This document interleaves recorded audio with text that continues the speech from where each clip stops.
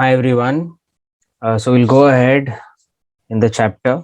I hope you'll have understood the first lecture of lenses. We'll go ahead now. So what you can see on the screen,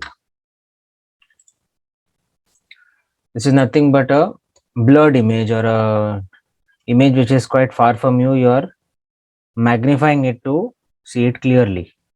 Okay. Ray diagrams. Okay. So we are going to the ray diagrams part of the chapter. Very simple to understand. Pay attention. Same thing what was done before. Something which is far is very blurred or diminished and we cannot see it clearly.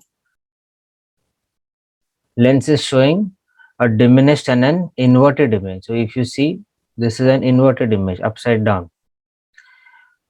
Distance, what is the distance that is formed? Now we don't come to know, right, at what distance it is. So we'll learn this through ray diagrams. Now how a basic ray diagram is drawn, we draw a principal axis. This is the optical center. We just draw a perpendicular line and then keep the protractor exactly how it is here kept, and then we draw an arc here. This is how your lens is formed. It can be a convex or a concave lens. Same way we do it from the right hand side. Now this is your f1. F1 means your focus fan. We keep a gap of 2 centimeters between optical center and f1 and 2f1. Similarly on the right hand side we get f2 and we get 2f2. So we give a gap of again 2 centimeters only. Some rules for making ray diagrams. When the incident ray is parallel to the principal axis, the refracted ray passes through the principal focus. So when your ray is parallel to the principal axis, the ray which is refracted, not reflected, the refracted ray passes through the principal focus. We see this in the form of a ray diagram. Incident ray parallel to the principal axis. So this incident ray and this principal axis are parallel to each other. So your refracted ray, that is after refraction, this refracted ray passes through the principal focus. So if you see this line red is passing through the principal focus, that is f2. Next rule, when the incident ray passes through the principal focus, the refracted ray is parallel to the principal axis. We'll see this in the form of a ray diagram. Incident ray passing through the focus, the refracted ray is parallel. So rule 1 was, if it is parallel, then it is passing through the focus, and rule 2, if it is passing through the focus, then it is parallel. Rule 3, when the incident ray passes through the optical center, so exactly if it passes through in between, that is O, then what happens? It passes without changing its direction. So as you see, suppose it passes through O, doesn't change direction, directly passes through the lens and goes that side in a straight line. Now some rules for making ray diagram, incident ray and refracted ray. If you see parallel, then focus, we just saw this. Similarly, passing through focus, then parallel, and then optical center passes, then does not change direction. Very important. 3 different rules which are there, which we should know when we are drawing ray diagrams. Now suppose your object is beyond 2f1. So as we saw before also, this is the way to draw your principal, your axis and your optical center, and how you have to do the arcs and keep 2 centimeters gap. Suppose your object is beyond 2f1. Beyond means further ahead of 2f1. Okay, somewhere here. This is your object AB. What happens? Ray of light passing through incident ray parallel to the principal axis. So when incident ray is parallel, the refracted ray passes through the focus. Okay, so it is passing through f2.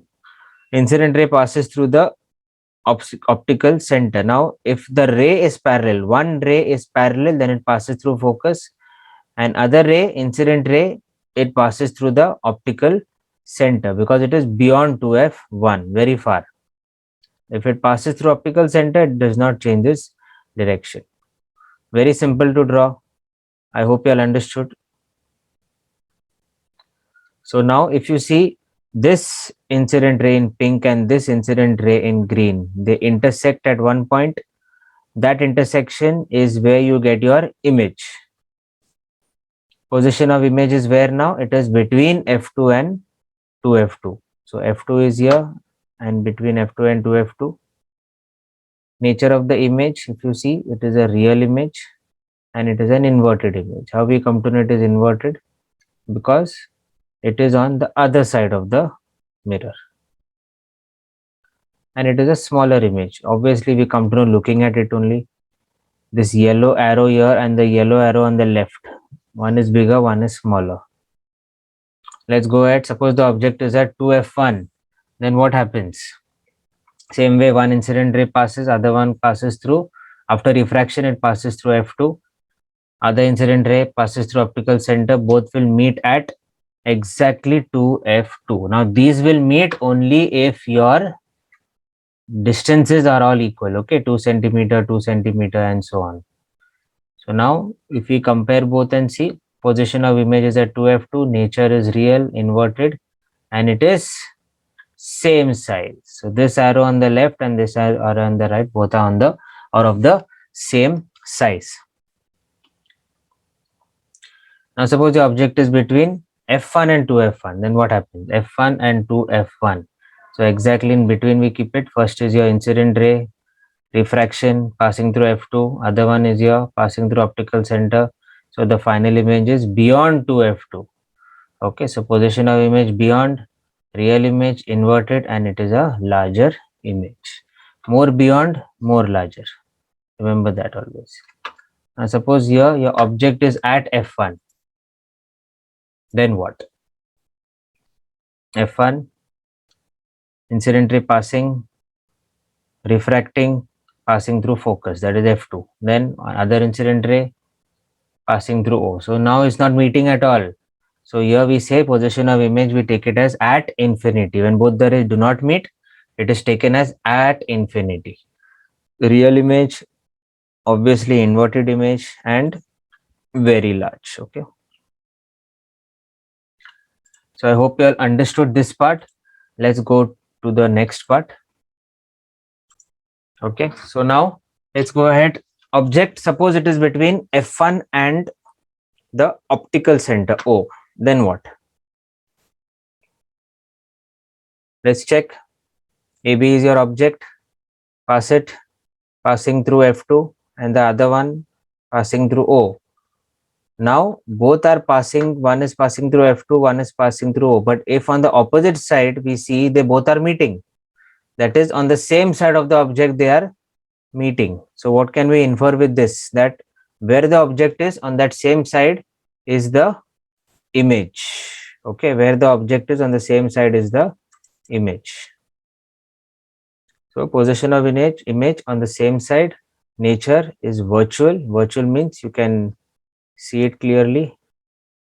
Okay, and it is an erect image. It is almost like how a mirror is, what we can see, and it is larger than the object. Now, what is a simple microscope? An object is placed within the focal length of a convex lens.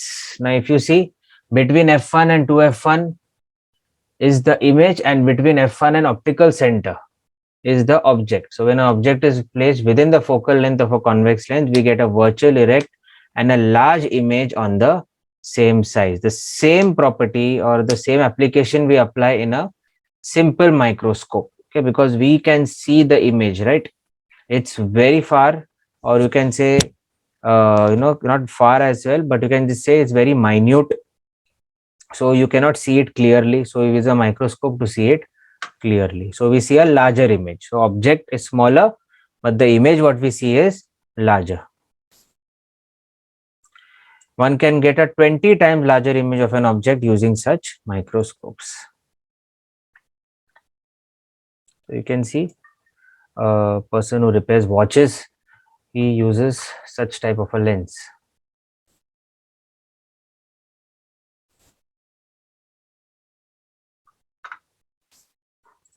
Let's go ahead. Suppose the object is at infinity, very far. Then what?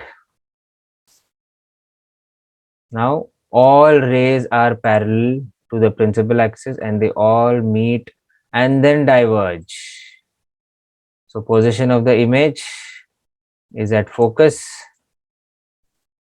Nature of the image, it is a real image, inverted image, and point image. Okay, it is a real image. Inverted point image means it is all meeting at the focus, so it is at that exact point. Now, very important points to be learned. Suppose your object position of object is at infinity, so your image formed is at focus, size of the image is a point image, and nature is real and inverted. Suppose it is at f1, then it is again not at focus but at infinity, as you can see in the figure. Size of the image is very large and the nature is real and inverted. Suppose it is between f1 and 2f1, then the image is beyond 2f2, as we did already this ray diagram. Size of the image will be larger and nature will be real and inverted. Suppose it is beyond 2f1, then size of the image is smaller and position is between f2 and 2f2. Nature is again real and inverted. Suppose it is at 2f1, then position is at 2f2 and the size is same size. Exactly. All these diagrams we have already done. Between f1 and optical center, then it's on the same side. The application what we use for a microscope, virtual and erect. Some more rules for making ray diagrams. Now suppose such type of ray diagrams which are concave mirrors. First we saw convex. Suppose there are concave lenses. Then what rules we have to use for making ray diagrams? First rule is the ray of light which is parallel to the principal axis appears to be coming from the focus after refraction through the lens. So again parallel. So once it passes through the principal parallel to the principal axis and it is passing through the normal. So what happens is the focus f1, it appears to be coming. So for example, now this is your ray of light which is coming. One second, let me just give a spotlight. So this is your ray of light that is coming. It is passing through and parallel to the principal axis, and this is your normal. So now this light, it appears to be coming from f1. Why? Because this changes direction and goes up. So it seems that this ray of light which is in pink is actually coming from f1. It looks like that. Actually, it's not coming from f1, but it looks like that. Why? Because this ray of light diverges, changes its direction. It doesn't go straight, doesn't go down, it goes like this. It spreads. So it looks like it is coming through f1. That's why it is said ray of light which is parallel to the principal axis of a concave lens appears to be coming from its focus after refraction through the lens. Next rule, ray of light going towards the focus of a concave lens becomes parallel. So here, suppose this ray of light is going towards the focus, this light will become parallel. So what is parallel? Diverges. What is already diverged light becomes parallel. Next rule, ray of light passing through the optical center. It was there in convex lenses also and concave lens also it is there. That suppose it passes through optical center, then what happens? It goes undeviated, similar to convex lens. Now suppose your object is at infinity. Let's see what happens in concave lenses now. Infinity object, ray of light passing, then totally refracts and goes far, but it appears to be coming from the focus.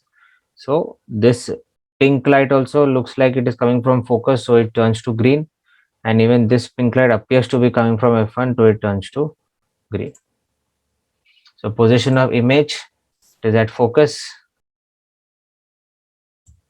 Nature, virtual, erect, and a point image. Why? Because it is at the focus, so it is called as a point image. Suppose the object is between 2f1 and f1, then what? What happens? Incident ray parallel. When it is parallel, what happens? It diverges and appears to be coming from the focus.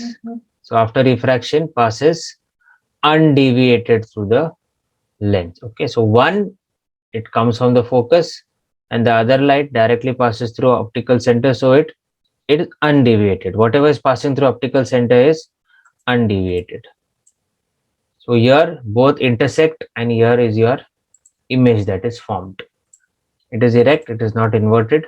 It is formed between the optical center and the focus, virtually erect and a bit smaller.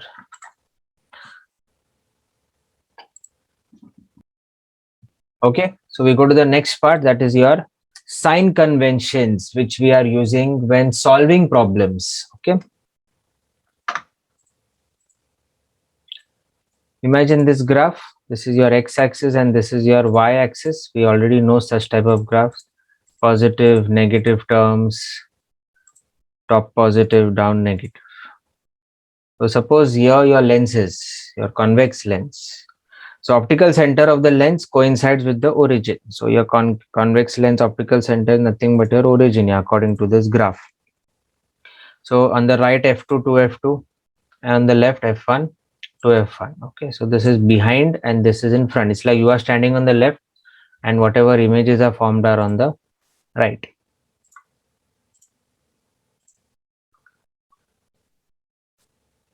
So on the left and the right, if you see, suppose on the left is your object. So this is your object. The object should be always on the left of the lens. And if it is on the left of the lens, then where will the image form? That will be on the right of the lens.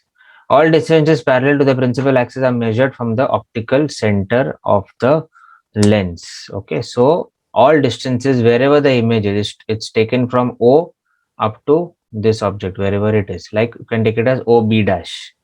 Distances to the right of the origin are taken as positive and distances to the left are taken as negative. Why? Because these are positive terms on the x-axis, these are negative terms. Distances measured perpendicular and above the principal axis are positive. So up whatever are they are positive and down whatever are they are taken as negative. Object should always be to the left of the lens, obviously, then only there will be an image which is from the right. Distances parallel to the principal axis are measured from the optical center. So whatever distance is there, we just learned before, from O up to F, whatever distances are there measured from optical center. To the right are positive, to the left are negative, up are positive, down are negative. Focal length of convex lens is positive. So convex lens, focal length is always positive.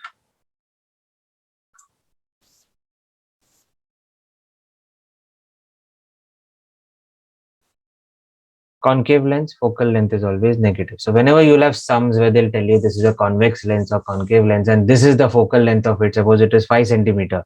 So you should know that if it is a convex lens, it will be 5 centimeter only. But suppose it's a concave lens, you'll use that 5 as minus 5 in the sum, because in a concave lens, focal length is negative.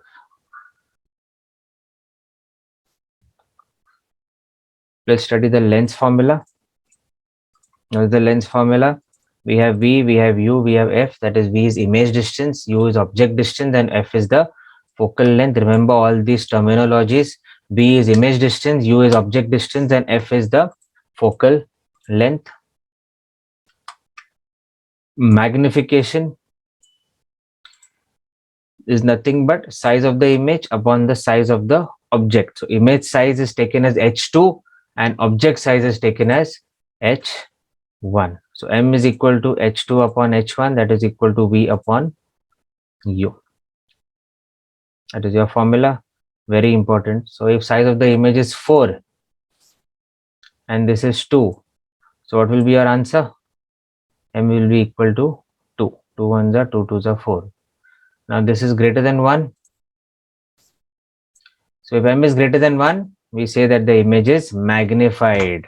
Most important property of magnification, that whatever the answer is, if it is greater than 1, the answer, magnification, if it is greater than 1, the image is magnified, means it is a bigger image than what it is. And suppose the image is 2 and this is 4, half, less than 1, so image is taken as diminished. So if it is greater than 1, magnified, and less than 1, then it is taken as diminished. Now suppose it is 4 and 4, that is equal to 1. then we take it as images of the same size. Okay, as all the objectives, same size as the image.